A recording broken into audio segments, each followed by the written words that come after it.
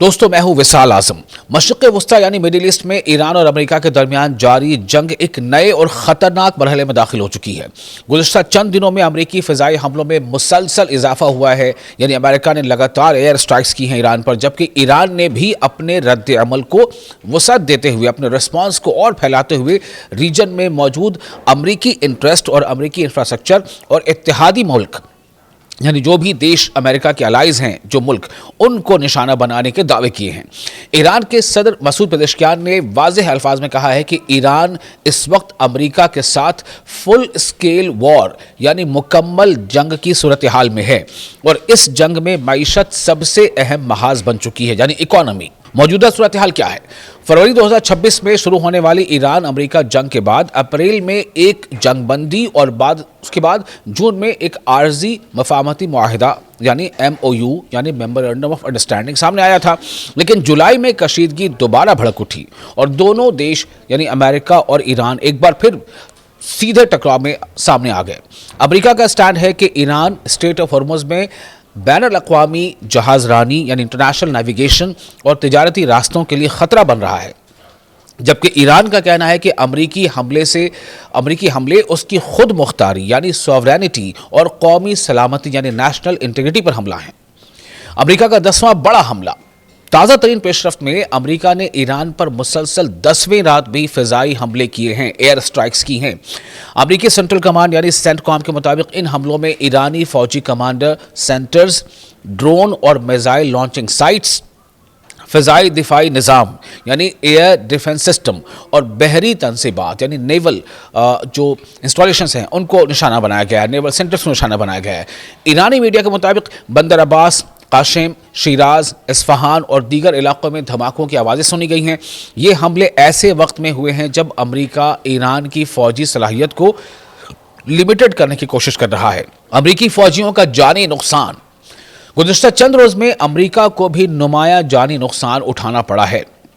Reports کے مطابق Jordan میں واقع ایک امریکی فوجی اڈے پر ایرانی حملے میں کم سے کم 3 فوجی ہلاک ہوئے ہیں، جبکہ ایک اور فوجی ابھی بھی لاپتہ بتایا جا، جبکہ کچھ ایسی رپورٹس بھی سامنے آ رہی ہیں، خود نیو یارک ٹائمز یا دوسرے ایسے اداروں نے یہ خبر دی ہے، رپورٹ کی ہے کہ اس میں جو نقصان ہے فوجیوں کا وہ اس سے کہیں زیادہ ہے، لیکن پینٹاگن اس کے بارے میں زیادہ کچھ ریویل نہیں کر رہا۔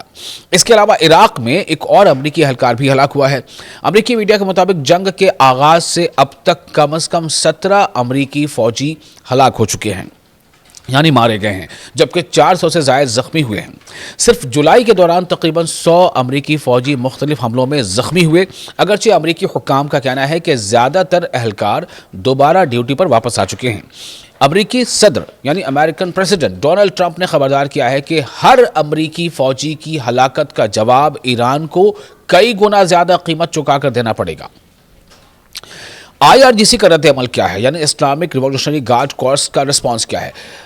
IRGC یعنی ایران کی پاسداران انقلاب یعنی IRGC نے دعویٰ کیا ہے کہ اس نے امریکہ اور اس کے اتحادیوں کے یعنی امریکہ کے جو الائز دیش ہیں، ملک ہیں، ان کے خلاف جوابی کارروائیاں کی ہیں۔ IRGC کے مطابق کویت میں ہمارس امریکی میزائل سسٹمز، راڈار تنصیبات، سیٹلائٹ کمیونیکیشن سینٹرز اور ڈرون بیسز کو نشانہ بنایا گیا ہے۔ ایران نے بحرین میں بھی امریکی دفاعی نظام یعنی ڈیفنس سسٹم کو نقصان پہنچانے کا دعویٰ کیا ہے۔ ایران نے یہ بھی کہہ دیا ہے کہ جب تک امریکی حملے جاری رہیں گے، اسٹریٹ آف ہرمز میں معمول کی تجارت بحال نہیں ہوگی، یعنی نارمل نیویگیشن وہاں نہیں ہو پائے گا۔ اب آپ سمجھیے کہ اسٹریٹ آف ہرمز آخر کیوں اتنا اہم ہے، کیوں اسٹریٹ آف ہرمز کے ارد گرد ہی امریکہ اور ایران دونوں جو ہے ایک دوسرے کے ڈٹ کر مقابلہ کر رہے ہیں، دوسرے پہ حملے کر رہے ہیں۔ اسٹریٹ آف ہرمز دنیا کے اہم ترین بحری راستوں میں سے ایک ہے۔ جنگ سے پہلے دنیا کے تقریباً 5ویں حصے کے برابر تیل کی ترسیل اسی راستے سے ہوتی تھی۔ اب کیا صورتحال ہے؟ اب صورتحال یہ ہے کہ بحری نقل و حرکت شدید متاثر ہو چکی ہے، آئل ٹینکرز پر حملوں کی اطلاعات سامنے آ رہی ہیں اور عالمی منڈی میں تیل کی قیمتیں دوبارہ اوپر جا رہی ہیں۔ ماہرین خبردار کر رہے ہیں کہ اگر اسٹریٹ آف ہرمز مزید عرصے تک غیر محفوظ رہی تو عالمی معیشت یعنی ورلڈ اکانومی پر اس کے بڑے اثرات پڑ سکتے ہیں۔ ایرانی صدر کا اس بیچ بڑا بیان سامنے آیا ہے۔ ایران کے صدر مسعود پزشکیان نے پیر کے روز کہا ہے کہ ایران اس وقت امریکہ کے ساتھ فل اسکیل وار میں داخل ہو چکا ہے۔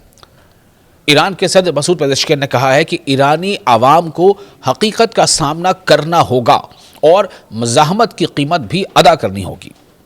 उनके मुताबिक जंग सिर्फ फौजी मैदान में नहीं बल्कि इक्तिसादी मैदान में भी लड़ी जा रही है और मईशत इस वक्त ईरान का सबसे अहम महाज है। ईरानी लीडरशिप का स्टैंड है कि इक्तिसादी पाबंदियां, बंदरगाहों की नाकाबंदी और माली दबाव भी जंग का हिस्सा हैं। इसीलिए हुकूमत अब फौजी दिफा के साथ साथ माशी इस्तेहकाम को भी यानी इकोनॉमिकल स्टेबिलिटी को भी प्रायोरिटी पर रख रही है। अगरचे बाज़ सालिस ममालिक यानी जो मीडिएशन करने वाली कंट्रीज़ हैं, जिनमें पाकिस्तान है या कतर है या अब इराक का भी नाम सामने आ रहा है, बाज़ सालिस देश जो है वो अमेरिका और ईरान के दरमियान आर्जी जंग बंदी की तजावीज़ पेश कर चुके हैं, लेकिन फ़िलहाल दोनों फरीक पीछे हटते नज़र नहीं आते। वाशिंगटन मज़ीद फ़ौजी दबाव बढ़ा रहा है, जबकि तेहरान खित्ते में अपने इत्तेहादियों और अस्करी नेटवर्क के ज़रिए जवाब दे रहा है। ऐसे में ख़तरा यही है कि ये तनाज़ा सिर्फ ईरान और अमेरिका तक महदूद नहीं रहेगा, बल्कि पूरे मिडिल ईस्ट को अपनी लपेट में ले लेगा। कुल मिलाकर हालात क्या बन रहे हैं? मुख्तसर ये कि ईरान और अमेरिका के दरमियान जारी जंग एक नए मरहले में दाखिल हो चुकी है। अमेरिका ईरान पर मुसलसल 10वें रात हमले कर चुका है। अमेरिकी फ़ौजियों की हलाकतों ने वाशिंगटन का मौक़िफ़ मज़ीद सख्त कर दिया है। IRGC भरपूर जवाबी कार्रवाइयों के दावे कर रही है, यानी ईरान की तरफ से दावे हो रहे हैं भरपूर कार्रवाई के, जबकि ईरानी सदर साफ कह चुके हैं कि मुल्क मुकम्मल जंग की हालत में है और मईशत इस जंग का सबसे अहम महाज बन चुकी है। आने वाले दिन इस बहरान की समत का तयन करेंगे।